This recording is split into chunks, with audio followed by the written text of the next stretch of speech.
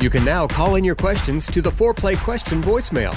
Dial 833-MY-4PLAY. That's 833-MY-4-PLAY. Or 833-694-7529. And leave your question, and we'll use the questions for our mailbag episodes. Hello again, and welcome to Foreplay Radio Sex Therapy. I'm your host, certified sex therapist Laurie Watson, author of Wanting Sex Again, and blogger at Psychology Today and WebMD. And I have with me Dr. Adam Matthews, my co-host, who's a couples therapist, psychotherapist, and president of NCAMFT. Foreplay is dedicated to helping couples keep it hot. Each episode, we cover an aspect of sex that impacts your sex life and something that you can relate to. So if you find our discussions helpful, please give us a review on iTunes or Stitcher. We would love it if you would tell a friend about us. You can find us also on the web at foreplayrst.com. And if you have a comment or a topic that you'd like us to talk about, we'd love to hear from you. Please send them to us at info@foreplayrst.com. Thanks for listening. Now on to today's topic. Here I am, watching the timer. Adam sets the timer for me, and I watch it count down, and then I just kept watching it count down. So hello from Foreplay. Here we are. That's quite an auspicious beginning. Beginning. Silence. But I kind of like it. Like it. Here I am. Here we are. Here we are. Okay, again, we've got a mailbag. We're going to do mailbag. Yeah. Yay. So, okay, we've got this great write-in. An email, and thank you for your emails and your questions. And you know what we're going to do? So we are developing a voicemail so that you can call in. It's going to be limited, like a minute and a half or something, for you to call in and tell us your questions. Obviously, if you call in and tell us your questions, that is giving us permission to use it on the air. But we thought that would be really neat to hear it in people's voices and to hear the intonation of, the difficulties and what they're saying. And anyway, we thank you so much, and we do get a ton of mail, and we're grateful. Nothing, I think, encourages me more than getting a letter from somebody. It's really great. It's always encouraging, and if you can still email while we're getting the voicemail up and running, you can still email at info@foreplayrst.com. Yeah. If you got your questions, and we love hearing from listeners, and it really just keeps us going, I think. Exactly. So this letter says, I found Foreplay RST recently when my boyfriend and I were discussing if we should see a sex therapist. I'm really enjoying it so far and hope that listening to it with him will help us get down the right path on improving our sex life. I'd love it, though, if you guys did an episode on sexual issues in younger people. I'm in my mid-20s, not married, no kids, so hearing lots of advice centered around married couples making time away from kids, postmenopausal women, etc., can make me feel like I have no excuse for experiencing sexual problems. An episode talking about how common sexual problems are in young adults would help normalize it and make me feel less alone. Thanks. Oh, yeah. Mid-20s? Mid-20s. I don't know if I can remember my mid-20s. It's too much coffee. It's like decaying your brain. It probably is. I'm trying to get in that mid-20s. That, feels young to me now. Yeah. But I know at the time it probably felt a little that in-between space of being an adult but not quite being fully established and all that kind of stuff. But do you remember? Actually, the studies, Adam, show that couples, regardless of age, this is what's surprising, regardless of age, couples who have been together in a committed relationship for 2 years, 1/3 of those couples are sexless. Oh, really? Yeah. It really – I'm so glad you wrote this because it helps us distinguish between age-related issues and stage-related issues that impact our sexuality and something that is purely, between us and our partner. Yeah. But really, the pursuer-distancer issue starts to complicate sex right away. I would say that young people, a lot of the things I hear and that they come in for are really relationship problems that impact the sexual life. Also, sexually, anorgasmia, which means usually she can't have an orgasm or doesn't have an orgasm regularly. Maybe he has premature ejaculation. The sense of, if they're living together, she doesn't really say that. But, once couples live together, there's sort of this real claustrophobic closing in of space. Yeah. Maybe they're sharing money, maybe they're sharing household responsibilities, bills, and literal space. Yeah. And that impacts the way we feel sexually. I mean, I think, too, like in your 20s, I hate to tell you, but you don't know so much about sex, Inexperienced.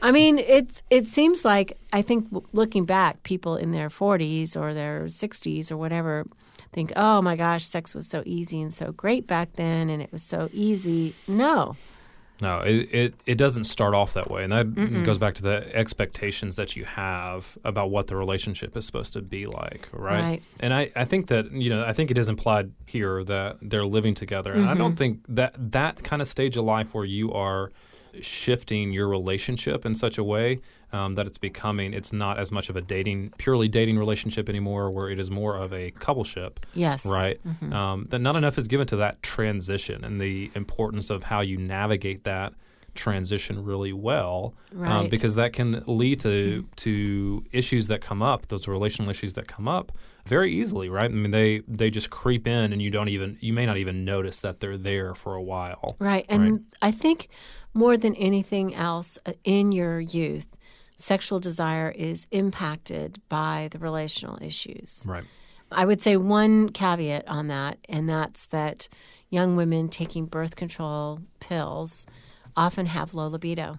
Yeah. And that's because the estrogen in it binds with their natural testosterone, which is the governing hormone for desire in both genders, as we have talked about. And so that binding up basically makes there less what they consider bioavailable testosterone. So her libido, she doesn't have as much testosterone, and even what they measure is not available to her to create sexual desire. So, a lot of times people say, okay, we're together, this is great, no more condoms, let's get you on the pill, and they have a birth control issue that suddenly her desire tanks. And it's something that doesn't always happen right at the beginning. It can happen over time. So I've had women say, well, I was on birth control since I was 18, and now at 25, suddenly I have low libido. And there is like a cumulative effect.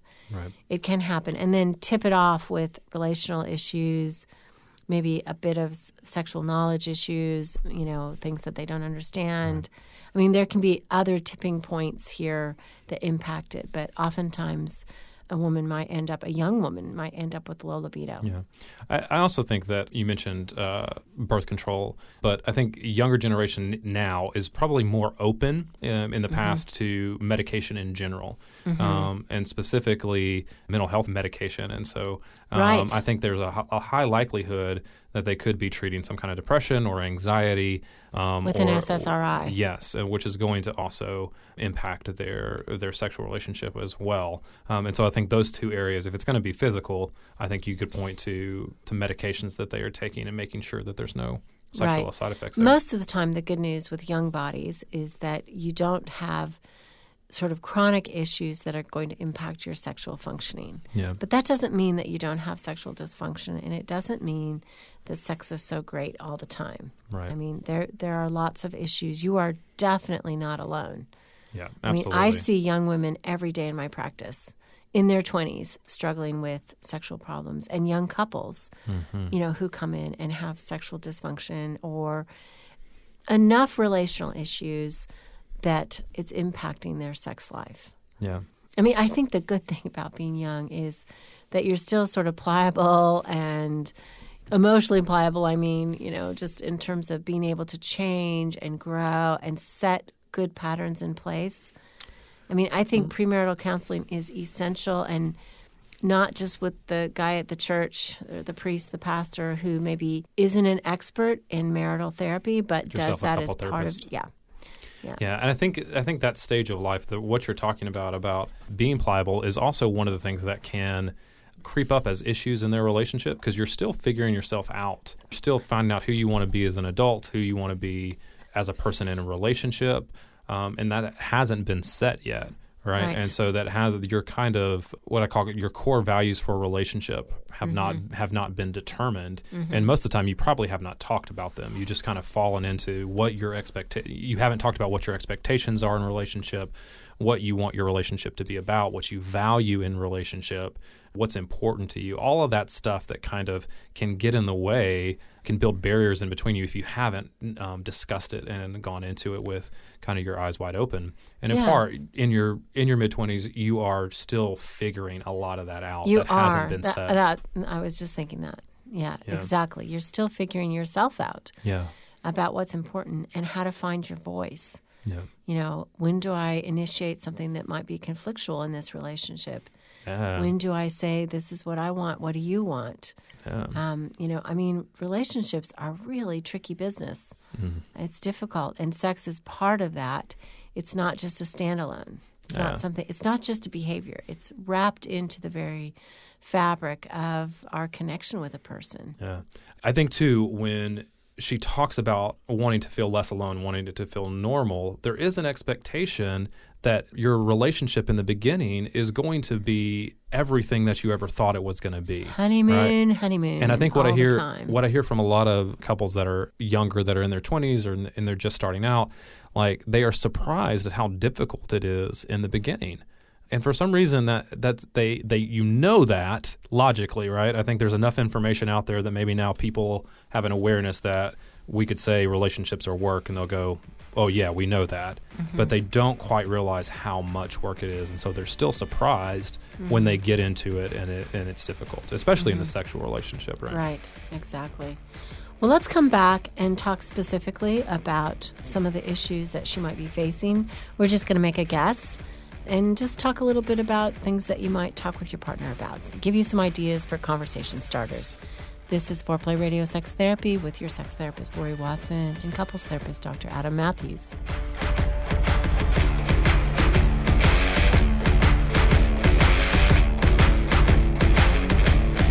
Thank you so much to all our new Patreon supporters. We are so grateful to Craig and Nathaniel and Kristen and Steve and Rachel and Dylan and Brian and Vicky and Clarita and Michelle. You guys, we thank you from the bottom of our heart. It's really helping us meet our weekly expenses. And we just want you to know we're so grateful. We're going to get out our products to you. Thanks so much. And anybody else considering, if our work touches you and our work helps you, we would be so grateful for your support. Just go to our website, which is now new, foreplayrst.com. And there you can find a way to support us, and you can see our episodes and our blogs. And thank you so much, guys. Wanting sex again. How to rediscover desire and heal a sexless marriage by certified sex therapist Laurie Watson.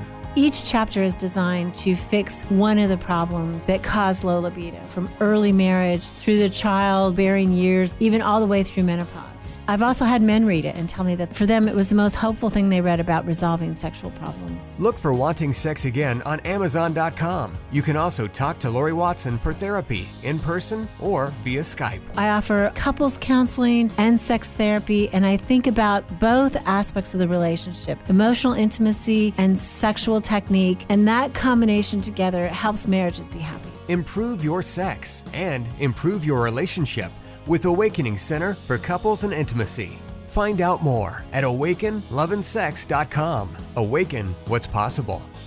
Hi, I'm Dr. Adam Matthews, and I want to welcome you to Matthews Counseling. At Matthews Counseling, we believe it is our job to come alongside you in whatever difficult challenges of life you are in and help you rediscover hope and to find the strength that you have to face those challenges.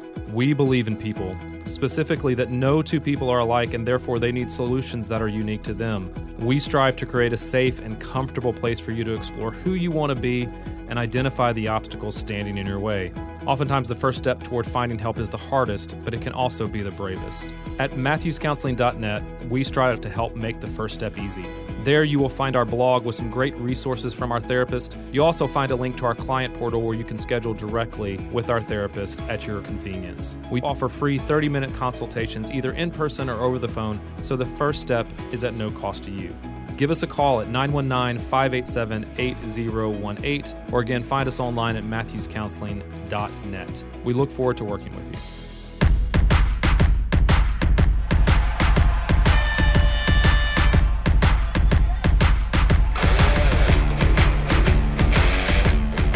back with Sex in the 20s. Oh, if only I could go back to my 20s and with everything I know now. That would be so fun. No, I don't want to go back. You want to go back to your 20s? I don't Just want to go back to if my I 20s. could bring the self I am now back to the 20s, that might be cool to enjoy that young body. But I'm not saying it's easy. Right. I think the mid-20s are difficult. Absolutely. There's they're poor. They're poor.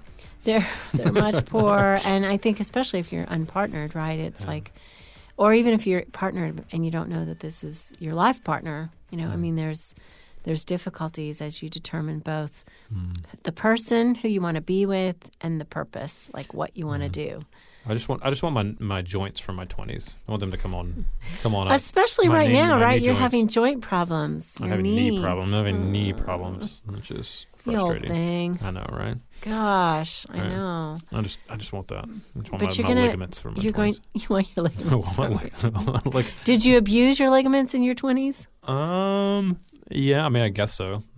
Skiing, soccer. all kinds of. No, I'm not a soccer guy, but physical stuff that was just probably strained them way too hard. But also tore them. Oh, ow. Bad. Okay. So I want to talk about the 20s and what might be going on with you. I mean, I think the first thing that occurs to me is anorgasmia, which is she's not having an orgasm or not having one often enough. If there's no big bang, there's no big deal. Right. You're not going to want to have sex unless you have regular orgasms. It's just part of the way it is. And that doesn't mean that a woman can't sometimes enjoy sexual intercourse or a sexual play, without or sexual play, not asexual play. I guess there is such a thing as that. But, enjoy a sexual time, not having an orgasm, and be okay with that. Because some women do report that. Yeah. Men, that seems incomprehensible. How does she going to go about figuring that out if she is having an orgasm or not? So most women know. Okay. They know that, wow, I don't have this explosive fireworks feeling that my partner seems to feel. There's something wrong. And if you kind of have to ask, I don't know if I'm having an orgasm, you're probably not. Because once you have one, you had one. So that's the good news. The other thing is sometimes women have orgasms they can by themselves, but they can't translate that to partner sex. And oftentimes, I mean, with the advent of porn and what it shows that, really her pleasure is all about intercourse, which is the big fat lie because her pleasure is really, centered in her clitoris. And men don't know that. And women might know that, but they have trouble telling their partner that, and they often think they're broken. They think, something's wrong with me. And I had a young woman come in and say, sex hurts, and she was given some medication by her doctor and sent to me. She was 18 years old. And I said, what do you mean sex hurts? And I said, tell me exactly what happens. She's like, well, my boyfriend comes home, he lays me down in the bed and he puts it in and there we go. I'm like, oh my gosh. Yeah, sex hurts. You're dry, you're not ready, you're not aroused. Yes. You're not having enough foreplay for it to be pleasurable. And I think that young women need to know that unlike the movies and unlike porn and unlike potentially their partner's expectation, even for them, orgasm can easily take 45 minutes, including lots and lots of foreplay and clitoral touching. Maybe, they're really at the crest and then sexual intercourse pushes them over. But still, 85% of women orgasm through clitoral touch. And, she may not know that. She may feel I'm somehow or another asking for something too much. And I think one of the difficulties in your 20s is asserting yourself and saying, hey, this is how I like it. This is what I need to make me happy. Go ahead and do that. I just think it's important, and this is part of the development. This is why we say women come into their own at 35. It has nothing to do with physiological maturity. Actually, in your 20s, you are ripe with hormones, and you have the best chance of having sort of the best experience, but oftentimes it's the development of the self that needs to happen. So I just encourage you, girlfriend, get out there, tell him what you really, really like, how you like to be touched. If you know how to do it yourself, then show him. I mean, try to, hopefully the relationship is safe enough that you can do that and feel really comfortable doing that. That might be a good thing. I think the other thing is premature ejaculation. So again, since women don't have orgasms with sexual intercourse, it might not be that big a deal. But men who have premature ejaculation, young men, often feel really ashamed of this, and they start to withdraw. It's that shame cycle that we talk about. Shame stops connection, and oftentimes they're feeling so bad about it that they just get out of bed. Oh, well, I failed. It was too quick. It was, you're not going to get any. And it's like, well, she's really not going to get there if you get out of bed. Right. I think what he would need to say is, again, you're so sexy. I came so fast, and we can work on that, but I want you to have pleasure too, and keep going and keep the touching going and the loving going. And, this is something so easily fixed. It's truly easily a 6-month fix. And that doesn't even mean you have to come to therapy every week. That might be 6 sessions, and then you're sent home with homework to cure this. But that's it. And if he has ED, because a lot of young men have ED, and really oftentimes it comes to they're draining their sexual energy by themselves and pornography or something like that. And she misinterprets and says, wow, he's just not that attracted to me. I'm young. I'm in my 20s. What the heck is going on? That's, a problem that needs to be talked about. Like, whoa, what's going on for you? And even if he says, no, it's not you, it's me, then they might want to explore, okay, how are you relieving yourself over here and not bringing it to the bedroom? Yeah. So they need to have some really explicit talks about bedroom talk. As I think about it, it seems so simple, but it's the who, what, when, why, and where of sexual decisions that needs to be made at this stage. Like, who initiates? We had a caller in or a writer in who said, my partner really wants me to initiate physically. He wants me to start touching him in the living room, in the kitchen, wherever, and I just can't do it. I get the hives when I think about doing that. And this is something like, how our partner likes initiation to start is a conversation. What time of day? I'm a morning person. He's a night person. Oh, my gosh. Well, it happens that there's noon times. And if there isn't a noon time during the week, there is on the weekend. And why should that person initiate? Is it gender-based? The man should always initiate. But I think men really, really want to feel that wanted, desired experience. So maybe they need to talk about that, or what they're going to do in bed. How do longtime lovers signal each other? This is what this event is about. Because there's a shorthand over time. And you get good at knowing that. But in the beginning, there's a lot of fits and starts. It's like, oh, I expected this and I got that. And, we don't know how to talk about that. We don't know how to signal each other. So, having sex early on is problematic. It's a lot of work before things smooth out. Even early in the relationship. Yeah, early in the relationship, there's lots of problems. I think the desire discrepancy between a young male in his 20s and a young woman in her females could be huge. I mean, he literally could want sex every single day, and she's like, okay, twice a week is good, once a week better. That's what I'm hungry for. So how do they manage different hungers? I think just as a quick tip, certainly it might be okay to say, hey, let's have a quickie, especially if she's lubricated and she's okay with that. And he can understand that this is an offer of love, but it's not a night that she's hungry. And he shouldn't put further pressure on her to be hungry when he's hungry, because physiologically she's not. But that they make sure that they have one time during the week where she is feeling hungry, and they do make a big deal about it and, get her to orgasm and take the time that it needs. That could be one way to manage a desire discrepancy. And I think just last thing is what I harp on is really it's all about the power struggle. That, we find people who are our opposite, right? Pursuers find and get attracted to distancers. And I think that if you're with a pursuing partner, a sexual pursuing partner, and maybe she's an emotional pursuer, right? They're often crisscrossed.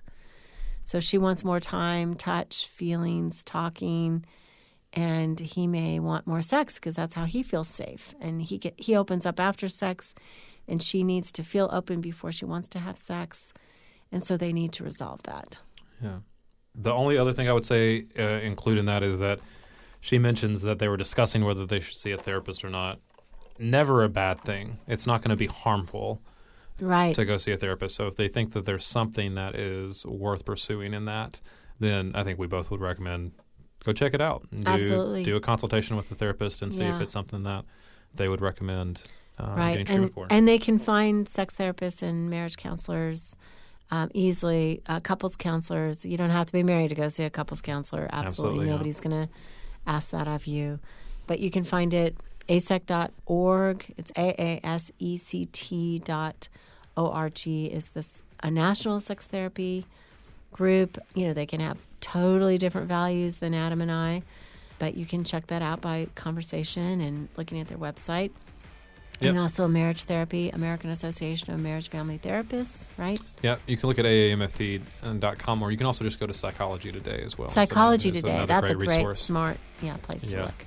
Okay, thanks for listening. This is Foreplay Radio Sex Therapy with your sex therapist, Laurie Watson, and couples therapist, Dr. Adam Matthews.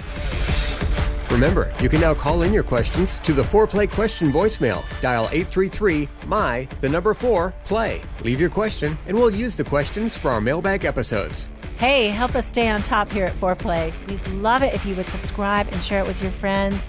And please take 1 sec and rate and review us. Thanks so much. All content is for entertainment purposes only and should not be considered as a substitute for therapy by a licensed clinician or as medical advice from a doctor.